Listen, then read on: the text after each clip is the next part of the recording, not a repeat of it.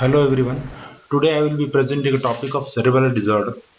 This topic is important both from theoretical point of view and from clinical point of view also. And I hope everybody is in good health and you are reading well. Objective of learning of this topic is clinical recognition of cerebral disorder. It means clinical manifestation consisting of signs and symptoms of cerebral disorder. And it is further divided into the whether patient has a focal cerebral sign or bilateral symmetrical sign, which we'll discuss at later stage. Then approach to the patient with cerebral disorder. Then common causes and characteristic of acute ataxia, that means acute cerebral infarct hemorrhage, subacute ataxia in progressive, subacute ataxia means ataxia which is presenting in subacute manner, which consists predominantly of degenerative disorders. Then chronic progressive ataxia, which consists of autosomal dominant and autosomal recessive disorders that will present with over a period of many years and will deteriorate over a period of many years. Then management of ataxic disorder. Cerebral ataxias, the term ataxia means incoordination. It is a common finding in the patient seen in the day-to-day neurological practice as a wide variety of causes. Acute cerebral swelling due to infarction, which is followed by edema, or because of hemorrhage, can rapidly produces and has a catastrophic effect due to its compression on the vital structure at the brainstem, and it is a true neurological emergency. Cerebral degeneration may be chronic and slowly progressive, as we seen in the cases consisting of autosomal dominant and autosomal recessive disorder in our subsequent presentation. Clinical and anatomical correlation. Anatomically, cerebellum located in the posterior fossa of intracranial cavity, which is a complex, but it can be divided into three major structures. First is midline cerebellum, and there are two large cerebellar hemispheres. The midline cerebellum, which includes cerebellar vermis, vestigial and interposed nuclei, then vestibulocerebellum and paravermis or intermediate zone. And there are two large cerebellar hemispheres, which includes dentite nuclei. Cerebral syndrome can be divided into syndromes arising from the damage of either midline structure or hemispheric structure. Although there is a significant clinical overlap between these two syndromes.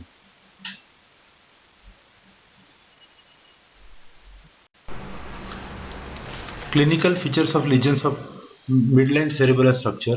Midline cerebellar structure are critical for motor execution, rapid and slow eye movements, balance and lower extremity coordination, and vestibular function. Damage to the midline cerebellum tends to produce gait ataxia, truncal ataxia, dysmetria, and saccadic intrusion. Gait ataxia and imbalance, which occurs in the patient with midline cerebellar region, these patients tends to fall when standing with their feet close together, and whether their eyes are open or closed, irrespective of that, they will be developing gait ataxia. They often have difficulty with the gait, especially the tandem walking. The second manifestation of midline cerebral structure lesions are truncal ataxia, can result in the inability of patient to sit unopposed by their arms in the chair. Then dysmetria, it refers to impaired ability to perform accurate movement during goal-directed tasks because of the faulty estimation of distance with midline cerebellar lesion. Dysmetria may be predominantly affect lower extremity and can be elicited by heel to shin testing. The fourth is the most common ocular abnormality is saccadic intrusion, which is irregular burst of rapid eye movements that includes opistoclonus, ocular flutter, square wave jerks, and macrosaccadic oscillations. Clinical features of lesions of cerebellar hemisphere.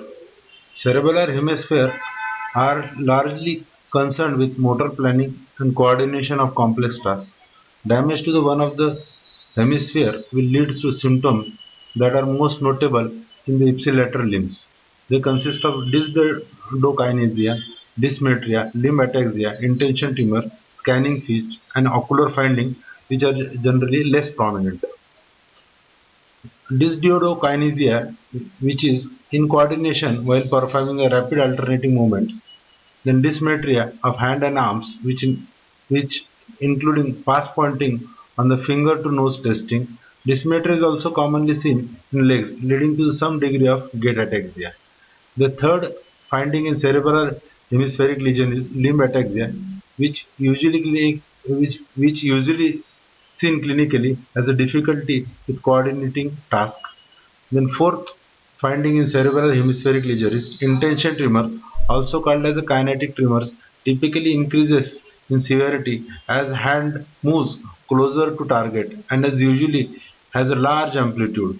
The fifth finding in cerebral hemispheric lesion is scanning pitch, which refers to slow, slurred, monotonous, and irregular speech that is associated with dysarthria due to oral motor ataxias. The sixth finding is ocular findings are generally less prominent as compared to the midline lesion, which consists of an ipsilateral gaze evoked nystagmus, which can often seen with the cerebellar hemispheric lesion. Typical signs and symptoms of cerebral ataxia and mistakes to be avoided if diagnosis of cerebral ataxia is uncertain. Typical signs and symptoms of cerebral ataxia consist of clumsiness or swaying, difficulty in walking, balancing problem, swerving or falling, which may lead to an head trauma, difficulty in dressing, handling urinals, and there is change in handwriting, slurred speech, then hypotonia and slowness, delayed motor development or onset of a person baby is unable to walk after 18 months of birth, intentional tremors, dizziness. Sometimes patient may be referred to ENT surgeon for evaluation. Then visual disturbances. Sometimes this patient may go to ophthalmologist. Incidental finding of cerebral atrophy on MRI. Mistakes to be avoided if diagnosis of cerebral ataxia is uncertain. Often it has been overlooked or neglected disorder. Then they may be considered has a psychiatric origin, or suspecting that it has an ENT, ophthalm, or orthopedic or rheumatological cause, or not asking patient to get follow-up after several weeks or months later for re-examination, or not referring patient to the neurologist or pediatrician who specialize in neurology, especially person is pediatric age group, and not urgently investigating cerebral ataxia by appropriate imaging. The next step in diagnosis cerebral ataxia is how you are going to approach to the patient. While approaching to the patient of cerebral ataxia, the first major factor in the clinical decision is temporal onset of the symptoms. That means time of onset, whether it is acute, subacute or chronic. Acute means the ataxia which has developed in hours or days. Subacute means ataxia has developed over a period of days and weeks. And chronic means ataxia has developed over months or years.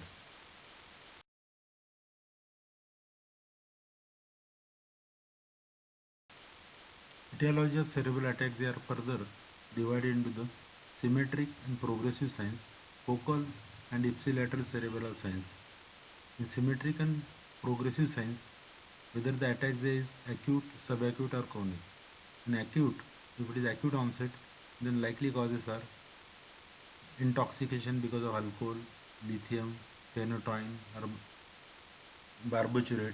There will be positive history of consumption of this substance, and there will be toxicological screen will be detecting these substances in their blood.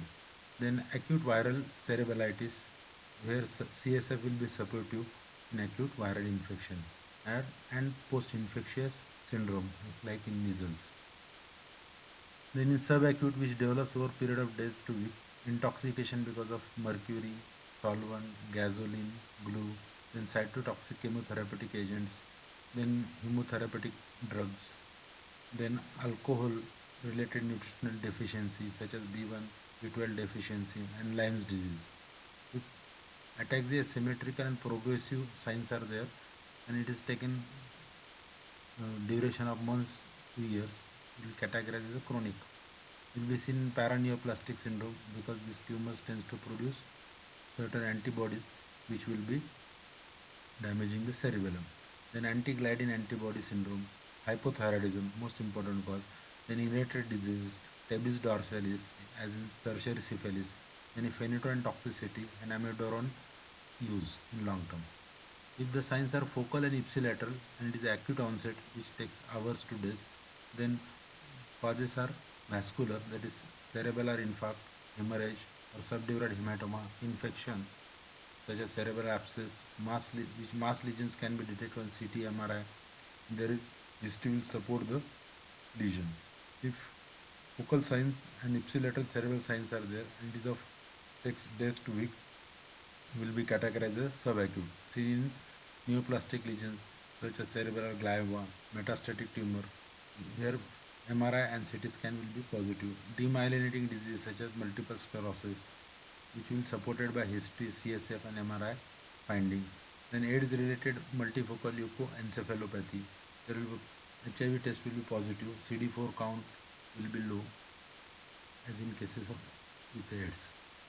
Then focal and ipsilateral cerebral signs are there, and it has developed over a period of months to years. Then it will categorize as a chronic. The reasons, likely reasons are stable gliosis secondary to vascular lesion or demyelinating plaque, which will be detected on the MRI and CT.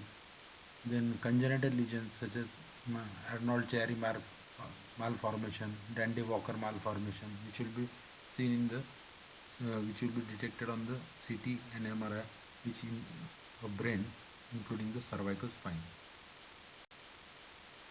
Another clue one can get regarding etiology of acquired ataxia is from their diagnostic processes. If vascular disease there is a history of stroke and imaging will be confirming. In the hypoxic encephalopathy, there will be history of hypoxic episode. Demyelinating disease, typically we have remitting and relapsing episode. The imaging and spinal fluid analysis will be confirming the diagnosis. If there are tumors in posterior fossa, imaging will be a diagnostic procedure of choice. Then craniovertebral junction anomalies, again the imaging of the brain and spinal cord will be diagnostic. Then hypothyroidism consists of thyroid function test, well TSH will be elevated. Hypoxic toxic disorder because of alcohol, chemotherapeutic agents such as 5-fluorouracil, then metals such as mercury, bismuth, lithium and lead are solvent, and then anticonvulsant. There will be typical history of exposure to these agents. Then next entity which will be providing diagnostic clue in acquired causes of ataxia is infectious transmissible diseases such as acute cerebral ataxia of childhood and acute cerebralitis. There will be history of febrile illnesses. Then imaging and serology of CSF will be confirming diagnosis. Post-infectious, there will be history of exposure to infection, typically with the measles. Then there will be history of rash and typical presentation of measles. Then imaging and CSF finding will be confirming. Then because of encephalopathy imaging, then HIV again serology will be confirming. Creutzfeldt-Jakob's disease CSF will be confirming the diagnosis. Then Whipple's disease PCR in the CSF will be confirming. If acquired causes are paraneoplastic, then serology will be confirming the diagnosis. It is because of gluten, then antibodies to the gliadin will be present. Then GAD antibody mediated acquired cause of cerebral ataxia. Then glutamate carboxylase, that is GAD antibodies will be present. If there is glutamate antibody mediated acquired ataxia, then glutamate receptor antibodies will be present. Then if they present, if superficial cirrhosis is suspected, then magnetic resonance imaging of brain will be confirming the diagnosis. After causes of acquired ataxia, we'll move on to the hereditary ataxia. They are categorized into the autosomal dominant ataxias, then autosomal recessive ataxias, non-hereditary ataxias, and congenital or development disorder of cerebellar malformation. Autosomal ataxias are further classified into spinocerebellar ataxia, episodic ataxia, mitochondrial disorders, then autosomal recessive ataxias. The non-hereditary ataxias are further divided into idiopathic late onset of cerebral ataxia, multisystem atrophy, symptomatic ataxias, then congenital or developmental disorder and cerebral malformation, which may be non-genetic or genetic origin. Autosomal dominant cerebral ataxia.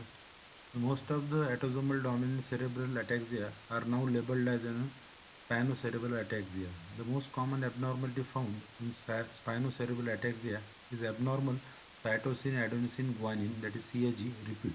CAG encodes glutamate and therefore CAG triplet repeat expression results in the expanded polyglutamate protein known as ataxin, which causes a toxic gain of the function. And this abnormal protein results in the neuronal loss with gliosis in the specific pattern according to genetic mutation. So far, 40 types of autosomal dominant spinocerebellar ataxia has been described from spinocerebellar ataxia 1 to 40. We'll move on to autosomal dominant cerebral ataxia and we'll see some common spinocerebellar ataxia in this category. Spinocerebellar ataxia 1 results from mutation of ataxin protein as a result of increased CAG trinucleotide repeat of spinocerebellar ataxia 1 gene located in the chromosome 6p23. This was previously referred as oligopontocerebellar atrophy. Symptoms and signs of spinocerebellar ataxia 1. It is seen in the 6 to 27% of the cases. There is a pancerebellar involvement which results in the gait, trunk and limb ataxia, dysarthria, nystagmus. Ophthalmic signs are prominent in the later part of the disease. They consist of slow and absent saccades and gaze paresis. Other manifestations are upper motor neuron signs which results in the spasticity most commonly seen in the lower extremities, exaggerated tendon reflexes, especially knee, and there will be an extensor plantar response or Babinski sign will be positive. Extrapyramidal sign, which is also seen in the later part of the disease, which includes dystonia and chorea. Sensory or sensory motor polyneuropathy, especially large fibers, which will be more noted in lower extremity, and there is bulbar dysfunction consisting of vocal cord paralysis and stridor. Most of the patients are disabled or they are on the wheelchair after the onset within 5 years, or they are bedridden by the 10 years. Death may occur 10 to 20 years after the onset of or starting of this disease. The second variety of spinocerebellar ataxia is spinocerebellar ataxia 2. It is seen from the patient from Cuba and India. The common form of autosomal dominant cerebral ataxia seen in 13 to 18% of the cases is caused by mutation of ataxin 2 due to the extra CAG trinucleotide repeat in the reading frame of ataxin 2 gene located on the chromosome 12q2.4.1. The age of onset symptoms are variable, onset is ranging from 60 to 67 years. Average time for onset of symptoms is 20 years. There is a clinical overlap between spinocerebellar ataxia 1 and spinocerebellar ataxia 3. Significant intrafamilial variability. In clinical presentation, there is progressive limb and gait ataxia, dysarthria, and spinocerebellar ataxia 2 is characterized by slow saccades, which is seen in 100% of cases. Next important clinical feature is polyneuropathy. Extrapyramidal features that are often seen, they include tremors, perturbation, dystonia, chorea, and myoclonus. Occasionally, dopa responsive young onset of Parkinsonism may be a presenting or dominating feature in the family. The other feature may include bladder dysfunction seen in 40% of cases, pyramidal signs in one-third of the cases, fasciculation and hematropy seen approximately 20% of cases in dysphagia. MRI will show atrophy of the pons, cerebellum, middle cerebral peduncle and medulla. The third type of spinocerebellar ataxia is also called as Machado-Jacob disease, which is seen in 23 to 63% of autosomal dominant cerebral ataxias. This results from the mutation of ataxin 3 due to extra CAG trinucleotide repeat of ataxin 3 gene on the chromosome 14q32.8. There are three types of Machado-Jacobs disease. Type 1 MJD consists of amyotrophic lateral sclerosis, Parkinson, and dystonia type. Neurological deficit appears in first 2 decades involving the weakness and spasticity of extremity, especially in the leg, often with a dystonia of face, neck, trunk, and extremities. There will be plantar and ankle clonus, and extensor plantar response are commonly seen in this type of cases. Then second type of MGD is ataxic type. It is a common form of MGD. Starts in the second or fourth decade of the life. Cerebral deficit. There is signs of cerebral deficit along with dysarthria, gait and extremity ataxia, corticospinal and extrapyramidal deficit consisting of spasticity, rigidity, and dystonia are characteristic of this disease. Then there is the third type of MGD, is called as ataxic or amyotrophic type, is seen in fifth or seventh decade of the life. There is pancerebral involvement. There is dysarthria, gait and extremity ataxia, distal sensory loss involving the pain, touch, vibration, position sensation, and distal atrophy are prominent due to peripheral neuropathy. Deep tender reflexes are depressed or absent. There is no corticocerebellar or extrapyramidal finding in third type of MGD.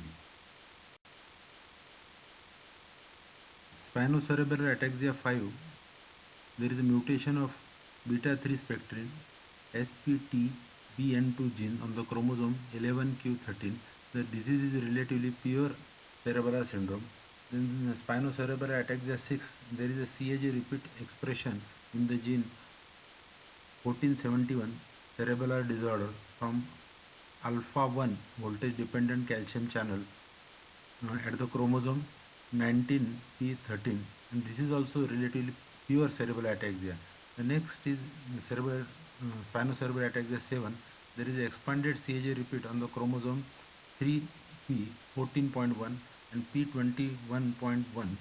The mutation protein is ataxin 7. This characteristic finding of spinocerebellar ataxia 7 is retinal degeneration. Initially there is ataxia, dysarthria, visual complaint. The early visual abnormality are blue and yellow color blindness, which then proceeds to frank visual loss and macular degeneration. Other findings are variable and may include pyramidal sign, ophthalmoparesis, and hearing loss.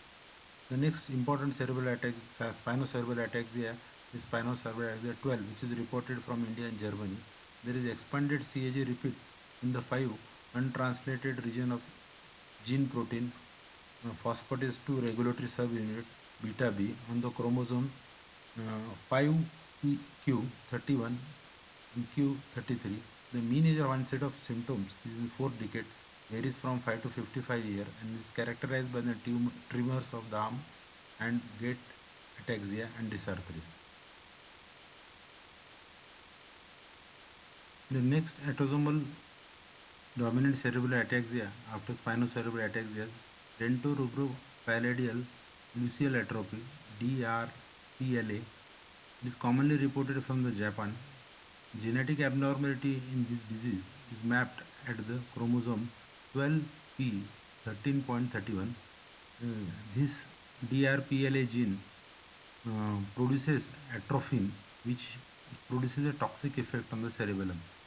The disease has variable presentation, which may include progressive ataxia, choreoathetosis, dystonia, seizures, myoclonus, and dementia. The next variety of autosomal dominant cerebral ataxia is episodic ataxia. This is a rare disorder.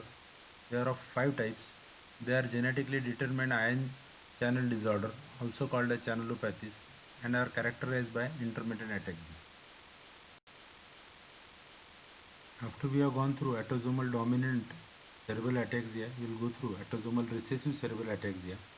Autosomal recessive cerebral ataxia must be considered in any patient younger than 30 years of age with persistent or gradual worsening of disorders of gait, balance, there is a present hypotonia or excessive clumsiness, and which has developed over a period of months or years.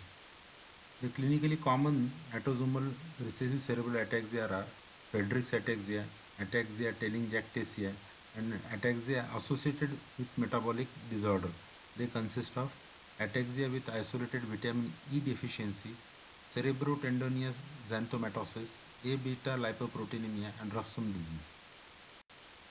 Friedreich's ataxia is a common form of autosomal recessive cerebral ataxia, and it should be suspected in the person who has ataxia in India. Most of the cases of Friedreich's ataxia are caused by loss of function mutation in fraxintin FXN gene located in chromosome 9q13. The common presenting symptoms are ataxia of the gait, frequent fall, and titubation. However, scoliosis, cardiomyopathy may be present before neurological symptoms. Speech and coordination of upper limb may be normal in first few years. In advanced stage, there is an incoordination in both upper and lower limb, and there is a stance and gait ataxia, truncal titubation, dysarthria, wasting of distal muscles of lower limb and later in the upper limb, hyporeflexia in upper limb and areflexia in lower limb, and positive Babinski sign. Musculoskeletal abnormality, which are common, they are kyphoscoliosis and pars cavus. The cardiac abnormality occurs in 90% of patients and manifested by hypertrophic cardiomyopathy and systolic murmur at left parasternal border and conduction defect. This is a photograph of a skeletal abnormality in patient with Friedreich's ataxia showing higher foot, that is first cavus. The next autosomal recessive cerebral ataxia of importance are ataxia telangiectasia. They will manifest clinically with cerebral ataxia, dysarthria, extrapyramidal manifestation, and there are extraneurological manifestations consist of oculocutaneous telangiectasia. As you can see in this diagram, there is a conjunctival telangiectasia, there is a recurrent sinopulmonary infection, and there is endocrinal alteration, absence of secondary sexual characteristics, and type 1 diabetes mellitus.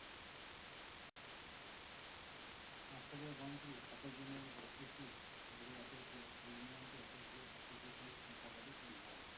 Here simply means metabolic bearing means chronic metabolic bearing which will be associated with cerebral ataxia.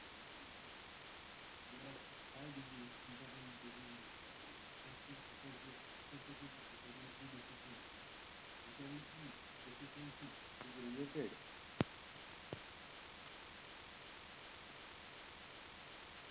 to mutation in the gene encoding alpha tocopherol transfer protein alpha TTP on the chromosome 8. A hepatic protein alpha TTP is involved in processing vitamin E transport into the chylomicron. The deficiency of vitamin E, which has antioxidant property, may cause a neuronal degeneration. Purkinje cells are most vulnerable owing their high metabolic activity and high oxygen demand, which will result into the cerebral damage. The next disease in ataxia associated metabolic disorder are cerebrotendinous xanthomatosis. It is a lipid disorder with resultant accumulation of cholesterol almost in every tissue of the body. Extraneurological manifestation begins in the childhood, which includes bilateral cataract, chronic diarrhea, tendon xanthoma, which will start around age of 20 years. Which may progress to mental retardation, pre-senile dementia, behavioral changes, convulsions, pyramidal or extrapyramidal signs, cerebral signs, especially ataxia, then dysarthria, sensory motor neuropathy, and bulbar palsy with dysphagia. Then other ataxias which are associated with metabolic disorders are A beta lipoproteinemia. In this disorder, there is a mutation in the gene for the large subunit of microsomal triglyceride transform protein, which is located on the chromosome 4q22 to 24. This leads to intestinal malabsorption of lipid and all fat-soluble vitamins. Vitamin E deficiency may be a pathogenic factor in producing neurological manifestation. Neurological symptoms occurs later, 6 to 12 years of age, characterized by weakness of limb and ataxia. Ataxia is initially results from sensory neuropathy and later cerebral component is added. The loss of vision and hyporeflexia may be early manifestation of this disease. At later stage, there may be progressive diminution of the vision resulting from retinal degeneration. Ruffsum disease. In Ruffsum disease, there is accumulation of pytonic acid in the serum and in the tissue. In addition, there is impaired calcium homeostasis and mitochondrial dysfunction. The onset of symptoms is usually between 10 to 12 years of age, characterized by retinitis pigmentosa, resulting in the night blindness, neuropathy, which first manifests in lower limb, initially involves proprioceptive and later other modalities of sensation. There is a diminution and later loss of knee and ankle reflexes. At later stage, patient may develop ataxia that results from neuropathy and cerebellar and motor involvement. Then the fifth ataxia, which is associated with metabolic disorder, are familial hypolipoproteinemia, which is characterized by hypocholesteremia, acanthocytes in the peripheral smear, retinitis pigmentosa, and pallidal atrophy. Ataxia in mitochondrial disorder. Mitochondrial disorder results from mutation in mitochondrial genome or mutation of nuclear genes that code for a component of mitochondrion. A common syndrome which can have ataxia, one of these prominent manifestations are Chirin-Shirey syndrome (KSH), myoclonic epilepsy with rugged red fiber (MERRF), in mitochondrial encephalopathy, lactic acidosis, and stroke-like episode (MELAS), in subacute necrotizing encephalopathy, Leigh disease, and syndrome of neuropathy, ataxia, and retinitis pigmentosa (NARP). Non-hereditary ataxia are idiopathic late onset of degenerative cerebral ataxia. There is absence of neurodegenerative disorder in the relatives, and there is no history of consanguinity of parents in this type of ataxia. The multisystem atrophy is characterized by a varying degree of cerebral ataxia, Parkinsonism, and signs of corticospinal involvement and autonomic failure.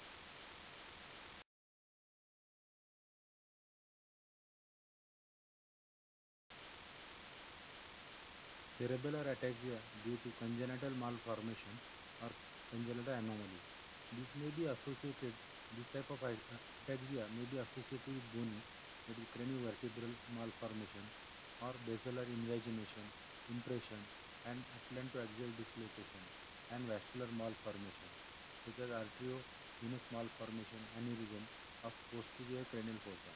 They are of two types, called as Arnold-Chiari malformation and Dandy-Walker malformation.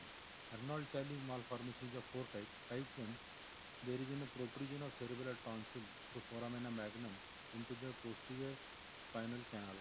In type 2 Arnold-Chiari malformation, there is a downward displacement of medulla oblongata, inferior vermis, tonsil that impinges on the foramina magnum, causing hydrocephalus, and associated lumbar meningoencephalopathy is common. In type 3 Arnold-Chiari malformation, there is a midline bony defect with a displacement of cerebellar and brainstem tissue into infratentorial meningoencephalopathy. In type 4 Arnold-Chiari malformation is uncommon and is characterized by cerebellar hypoplasia.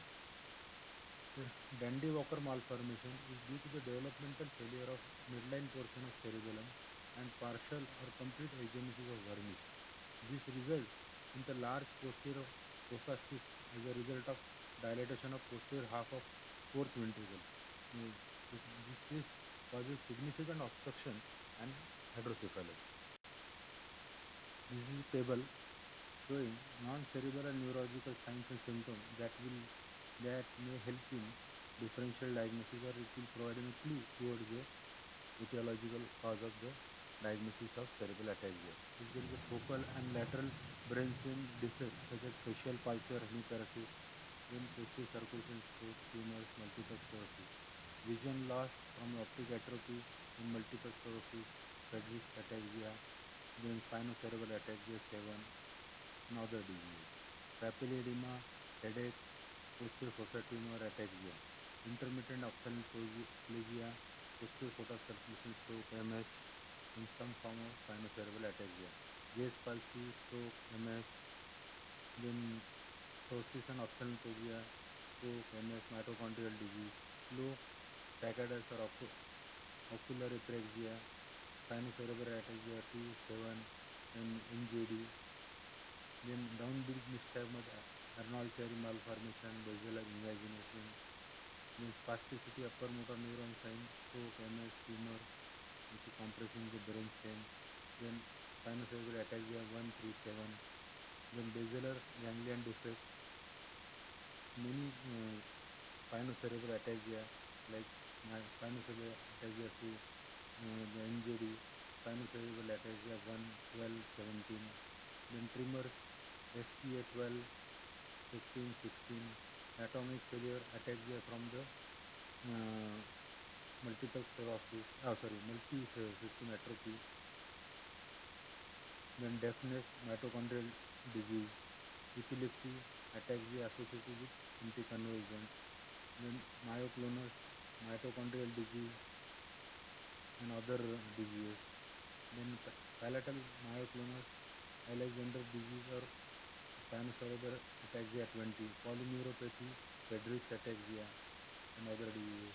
In congenital cognitive decline, alcohol, multiple sclerosis, crystal, Zappach disease, HIV, in psychiatric features which are common with spinocerebellar ataxia 12, 17, and 27.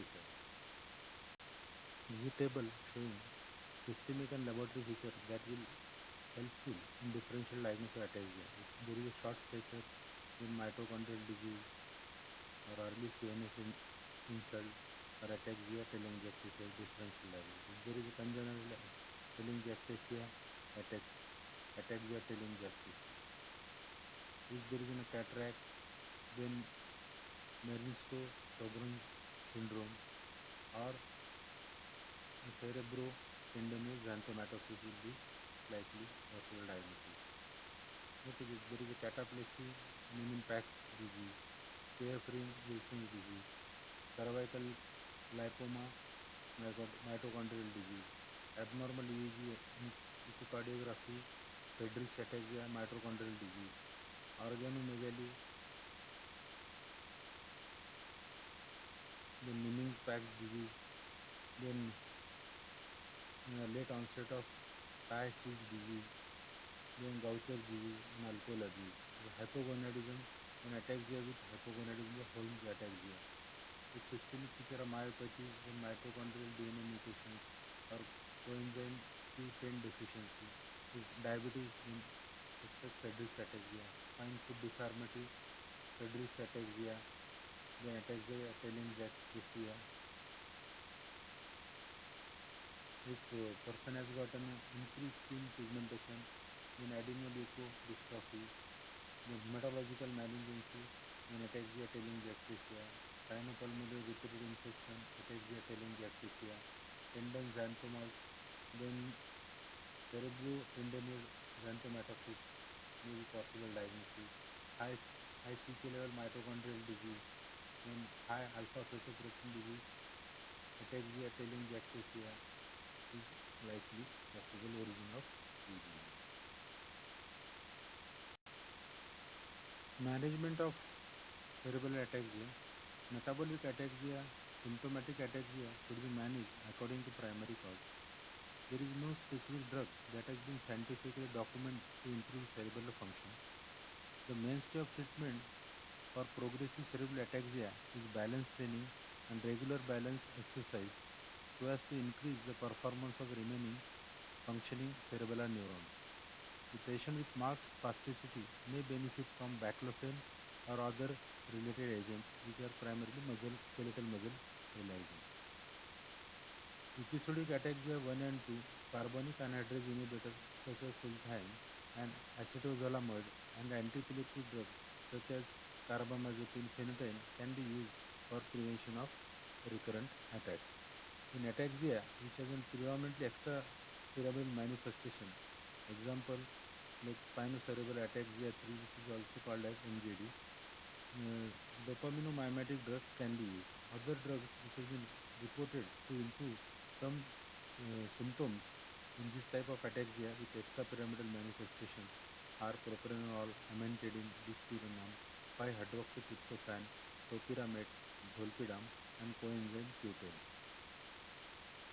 In Friedreich's ataxia, uncontrolled open-label studies using a combination of coenzyme 10 and vitamin E has shown improvement in cardiac function and possible stabilization of neurological symptoms.